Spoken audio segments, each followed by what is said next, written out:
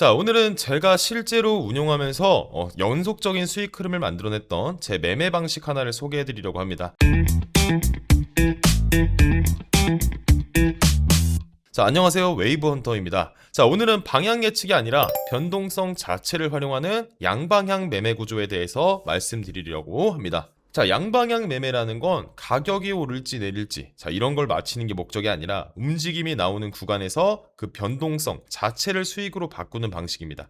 자, 그래서 가장 큰 장점은 방향 분석에 매달릴 필요 없이 시세가 나오는 시간대만 잘 잡아도 자, 결과를 만들 수 있다는 점입니다. 자, 이 방식을 만들게 된 계기도 사실 단순합니다. 자, 예전에 제가 슬럼프를 좀 겪었을 때 매수를 하면 꼭 그 자리에서 떨어지고, 자, 매도를 하면 바로 반대로 바로 튀어오르는, 자, 그런 일이 계속 반복됐어요.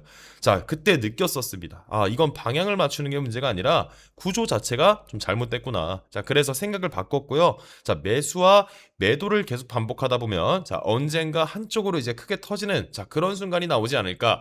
자, 그렇다면 그 순간에 수익이 나도록 구조를 한번 짜보자. 자, 그게 바로 이 양방향 매매의 출발이었습니다. 자, 그런데 여기서 하나 문제가 생겼어요. 자, 계약수를 항상 똑같이 유지한 채로 매수와 매도를 반복하다 보니까 손실이 조금씩 쌓이죠. 자, 그러다 보니까 나중에 이제 한쪽으로 시세가 크게 나와도 결국에 그동안 쌓인 손실을 회복하는 데서 끝나고 정작 수익이라고 할 만한 게 남지 않은 경우가 많았습니다.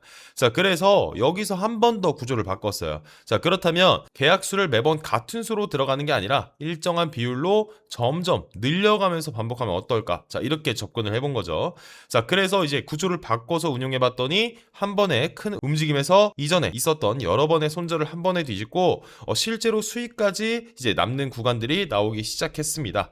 자, 그래서 이제 양방향 매매에 대해서 조금 더 구체적으로 설명을 드릴게요. 자, 이 방식에서 가장 중요한 조건은 딱 하나입니다, 여러분들. 바로 변동성이고요. 자, 시장이 움직여야만 이 매매가 성립이 됩니다. 자, 시세가 안 나오고 옆으로만 가는 구간. 자, 이른바 횡보장에서는 이 방법을 쓰면 안 됩니다, 여러분들. 자, 그런 구간에서는 매수, 매도만 계속 반복하다가 손실만 누적될 가능성이 굉장히 높기 때문이에요. 양방향 매매는 중요한 건 무조건 움직임이 실제로 이제 나오는 시장에서만 사용을 해야 되고, 그리고 또 하나 중요한 게 있습니다. 자, 이 매매 여러분들 일정한 간격. 자, 그러니까 이제 정해진 폭 안에서 매수와 매도를 반복해야 된다는 점입니다. 자, 아무 데서나 막 들어가는 게 아니라 매수를 했던 가격대는 계속 그 근처에서, 매도를 했던 가격대도 일정하게 유지하면서 같은 구간 안에서 반복을 해야 된다는 거예요. 자, 이때 이 폭은 여러분들 원칙적으로는 좁으면 좁을수록 유리한 구조고요. 왜냐하면 이제 손익 전환이 훨씬 빠르기 때문이에요. 그렇죠? 자, 다만 현실적으로 이제 너무 좁아지면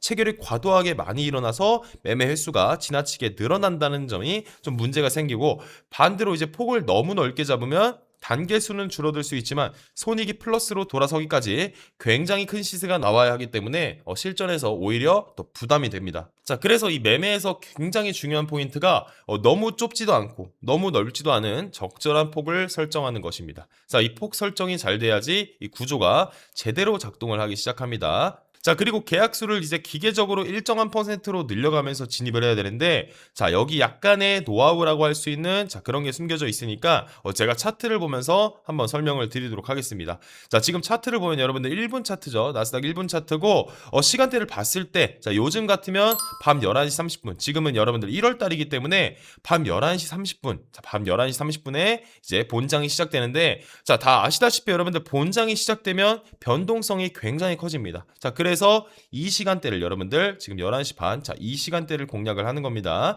자, 1분 차트에서 밤 11시 30분, 자, 이제 본장을 공략하는데, 자, 먼저 차트를 보니까 여기서 이제 팍 오르는 것 같을 때, 자, 이 구간에서 아마 매수를 했겠죠. 한 계약 매수를 했는데, 자, 올라가는가 싶더니 여러분들 어떻게 됐어요? 내려갔잖아요. 그럼 어떻게 됩니까?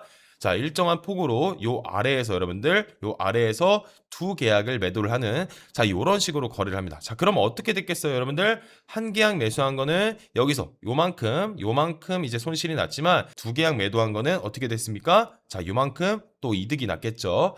자, 이렇게 수익이 났을 때 적절하게 끊어주는 것만으로도 수익을 마감할 수 있다라는 자, 그런 거래였을 겁니다. 자, 그리고 그 다음 구간에서도 역시 한번 들어가 봅니다. 자, 여기서 올랐다가 내리는 것 같아서 여기서 매도를 했어요. 매도를 했는데 한 계약 매도를 했는데 가격이 또 올라가죠. 자, 올라갔습니다. 자, 그래서 여기서 이제 여러분들 두 계약 매수를 합니다. 잠시 떨어졌지만 다시 한번 또 올라가면서 자, 여기서 익절을 했겠죠. 자, 그러면 어떻게 되죠, 여러분들?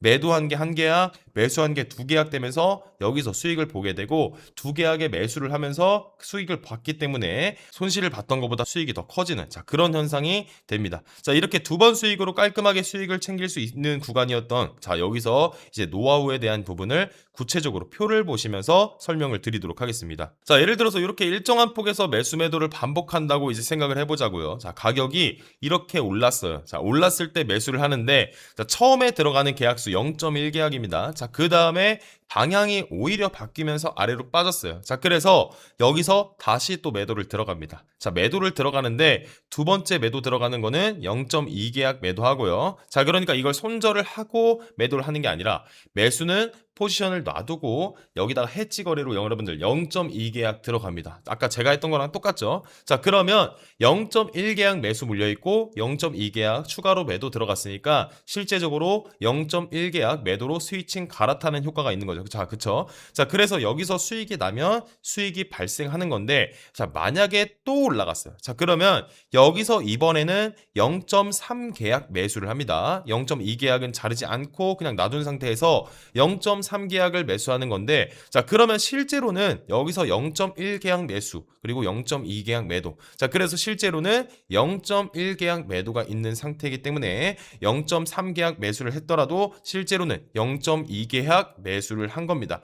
자, 그냥 이런 원리로 한다라고 이해하시면 되겠고요. 자, 그 다음에 올라가는 줄 알았더니 또 다시 떨어져요. 자, 그래서 여기서 매도를 또 합니다. 이번에는 0.5 계약으로 매도를 해주고요. 실제로는 0.3 계약을 매도한 효과가 있죠. 자, 근데 또 올라갔어요. 자, 가격이 그럼 여기서 다시 매수를 해주는데 이번에는 0.8 계약을 매수해줍니다. 자, 그러나 실제로는 앞전 포지션들이 있기 때문에 0.5 계약을 매수한 효과가 있는 겁니다. 자, 그런데 이 매매법이 여러분들 리스크는 있습니다. 앞에서부터 뒤로 갈수록 계약수가 조금씩 계속 늘어나는 그런 과정이기 때문에 자, 이게 뒤로 계속 가게 되면 감당할 수 없을 만큼 계약수가 커질 수 있어요. 자, 그래서 계약수 단계수를 최대 여러분들 7단계까지만 시도해보고 7단계에서조차도 수익이 안 날 경우에 여러분들 그냥 과감하게 손절하는 것을 권해드립니다. 자, 그런데 우리가 여기서 주의할 점 여러분들 어디까지 먹어야 되느냐? 자, 이건 여러분들 정답이 없습니다. 사실 시세가 얼마나 날지는 정말 특별한 구간 외에는